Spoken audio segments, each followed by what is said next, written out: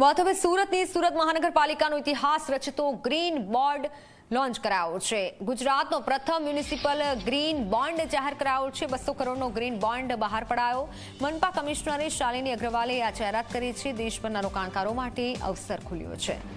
Retail રોકાણકારોને સીધી subscription તક મળશે। ભંડોળ ફક્ત પર્યાવરણીય પ્રોજેક્ટમાં જ વપરાશે। રિન્યુએબલ એનર્જી પ્રોડક્ટને પણ મળશે વેગ। ત્યારે ટ્રીટેડ વોટર રિસાયકલ પ્લાન્ટ માટે પણ ખર્ચાશે। દેશની અન્ય મનપાઓ માટે પણ નવું આદર્શ મોડેલ બનશે। ગુજરાત રાજ્યના માનનીય મુખ્યમંત્રીશ્રીના માર્ગદર્શન હેઠળ ગુજરાતમાં પણ નેટ ઝીરો કરવા માટેનું કામગીરી કરવામાં આવી રહી છે।